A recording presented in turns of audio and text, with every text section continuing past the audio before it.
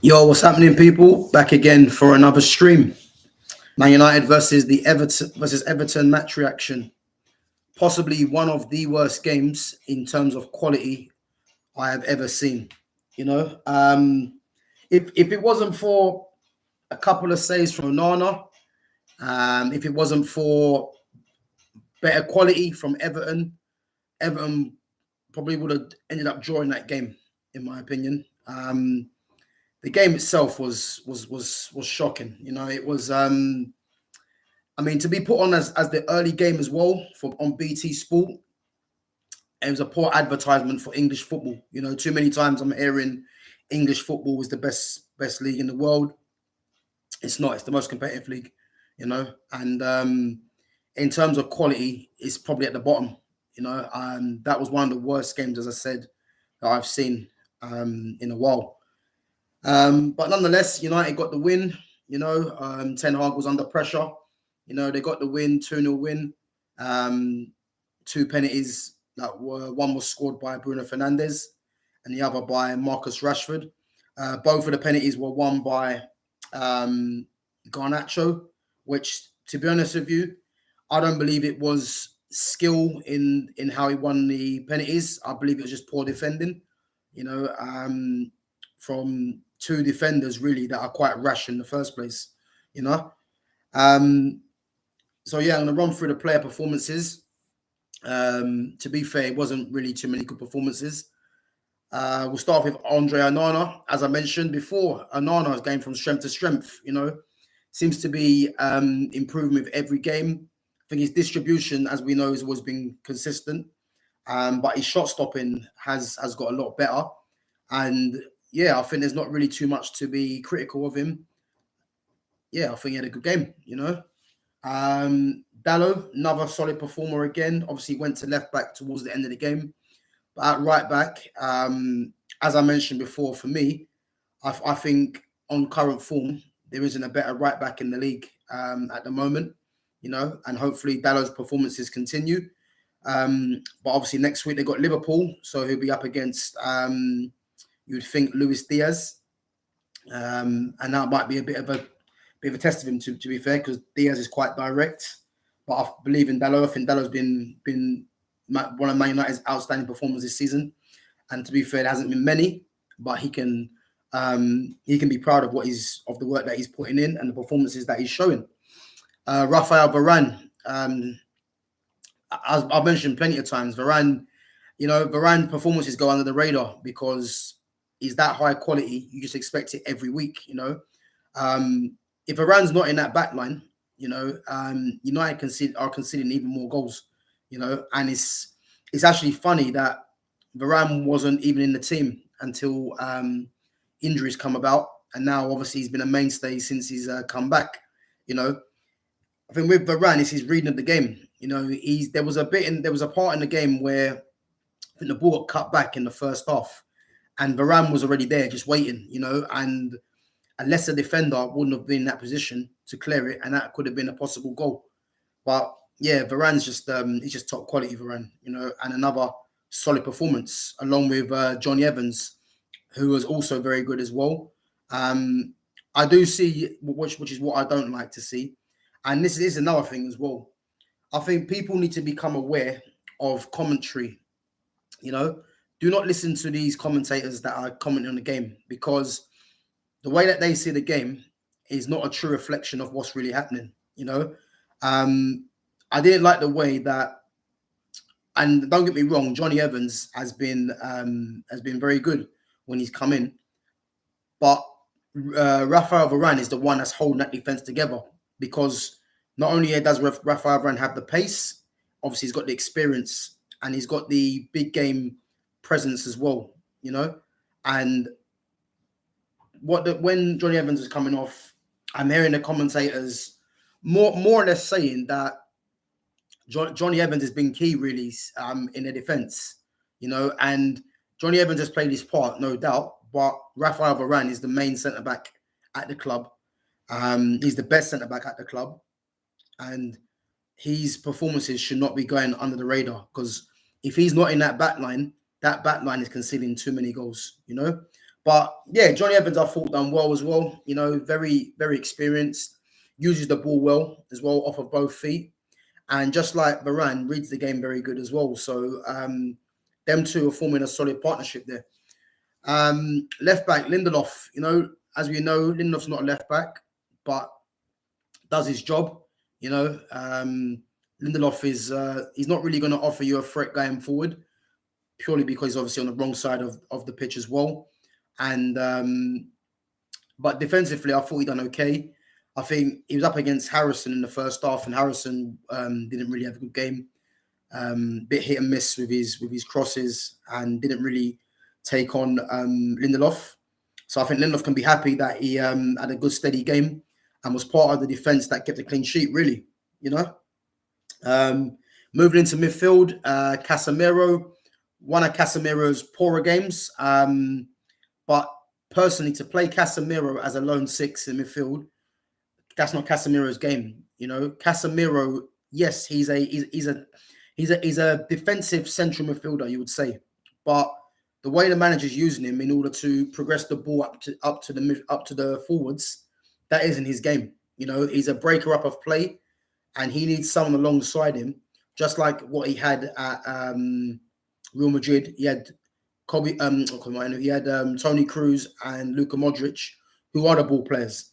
But in this team, Casemiro is doing the job of being the Tony Kroos or Luka Modric in the midfield to progress the ball, you know? And obviously sometimes when he's getting the ball as well, majority of the time, he's not really got any options, you know, because you've got a young Kobe Mino in the midfield, and then you've got McTominay and Bruno Fernandes who are running away from the ball, you know? So, and obviously Cass ain't used to that. So Casemiro needs to be playing with players that want to come short, you know, want to play little 1-2s, which obviously will hide the fact that he's having too much time on the ball, you know, and that's the problem.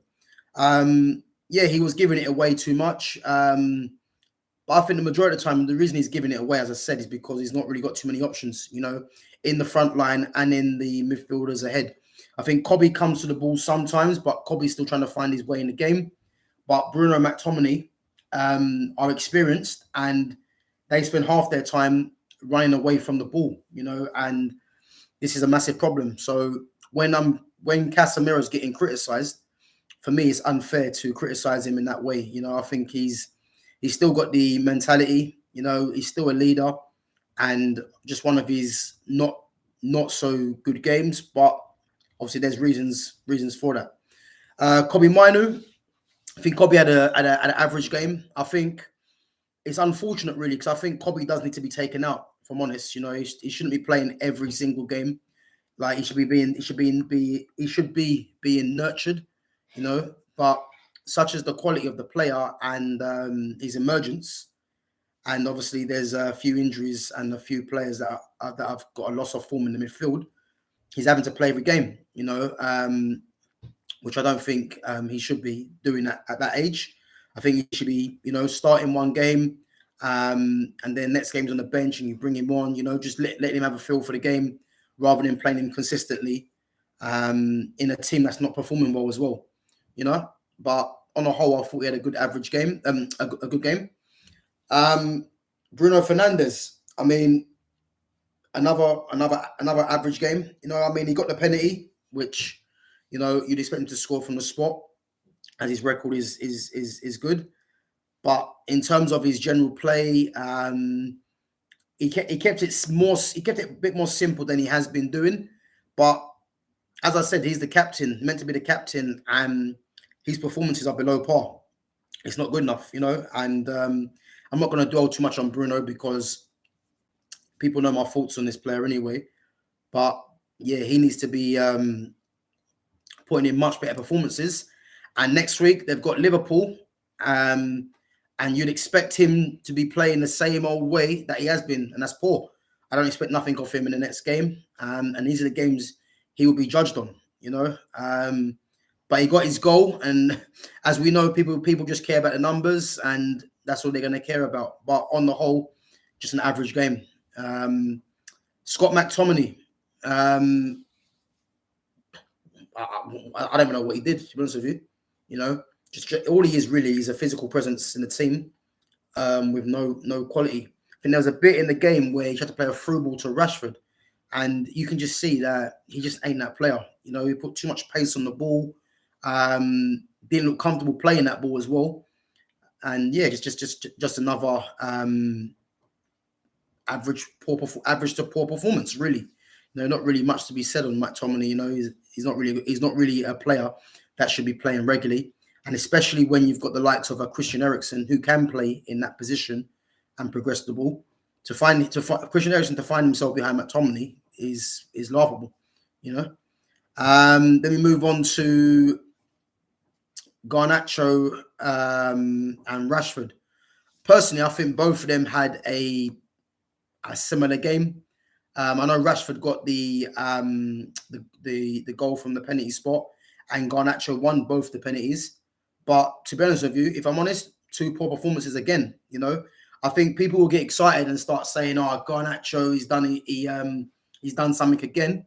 But where was all this energy for against Man City? You know, and as I said to you before, he won those penalties not because of skill, but because of just poor defending. You know, a better quality defender would have jockeyed him and let him make the first move in terms of trying to hit the ball and block it. But the fact that you stick your leg out is it's not taking much for an attacker to go over that. You know what I mean? So it's poor defending. And on the whole, Ben Godfrey. I mean, I heard Rio Ferdinand bigging this guy up a few years ago to come to Man United. You know, he is poor, like very poor, and he's a symptom of what football's become. He's an athlete that is playing in today's game with a lot of athletes in the game. You know, he hasn't got no quality on the ball. He's just someone that will just run up and down, show a lot of passion, a lot of heart. But when it comes to the end product and when it comes to making that key decision in terms of crossing the ball or a key pass, he hasn't got that in his locker, you know. And he only purely played, in my opinion, because Rashford and Garnacho are runners, and obviously he can compete with that because he's quite athletic himself. But on the ball, he was shocking. Like I was watching whenever he got on the ball, and I think 9 times out of 10 he was just not comfortable, making the wrong decision, kicking the ball out of play, you know. And he was part of the reason as for one of the major reasons as for the poor quality that Everton possessed, you know. But as I said, yeah, Rashford and Garnacho, not really much to write home about. Just two players that didn't really offer too much. And obviously the stats will show that Garnacho won 2 penalties, but if you're watching the game, he didn't really do much at all. You know, I think the best thing he done in the game, which I remember, was when he had it was a poor first touch, and he done like a little pirouette to get himself out of situation and play it off. That's the only thing I can really say that he done of any note. And Rashford really just got a penalty. He didn't really do too much else. So yeah, but I mean, the way this manager's setting up so today obviously he played with 2 split strikers. So similar to what Ancelotti's doing at Real Madrid, where he's playing with Vinny and Rodrigo as a split strikers, and then playing Jude Bellingham as like the false 9, in a sense, the highest midfielder. He's doing the same thing with Rashford and Garnacho as a split strikers from wide, and then Bruno or McTominay. Obviously, they're obviously interchanging as playing as the false 9. To have someone like Ahmad again on the bench, and even Anthony on the bench as well, this manager's a joke. You know, he's coming to Old Trafford, playing with no wide men really, to play a formation to try and fit in certain players. And yeah, I mean, the thing is, I'm not even fed up really. I'm fed up watching the kind of football that Man United are playing, but I've kind of just, my expectation ain't there now. This team ain't gonna play good football. And ultimately, I believe the manager's been sacked anyway. I think the board are just letting him play at these games because there's only 10 league games to the end of the season. So I think the board are just let him play out this season but he's gone. He's not going to be there because you know what I mean. But for Man United, the standard that Man United are, it can't just be one game win, one and then one game loss. You know what I mean, and then they lose another one and they might draw. Like there's nothing consistent. The only thing that's consistent really about this team is the poor play. You know, but the results are just up and down, and you know what I mean. So there's no point really. I don't think getting angry because United ain't doing nothing this season. They're not. They'll get knocked out of the FA Cup next week against Liverpool, and they won't finish in the top 4 because Aston Villa and Tottenham are both better than them. So yeah, at the end of the day, all we got to do is just watch this rubbish really. Yeah, and just wait for the summer really. That's all you can do. Just wait for the change. But as I said, yeah, poor game, poor quality. United got the 3 points, and we move on to next week against Liverpool in the FA Cup, and just more of the same, really. I hope you guys like the video. Don't forget to smash the like button, and I'll catch you guys next week. Take it easy.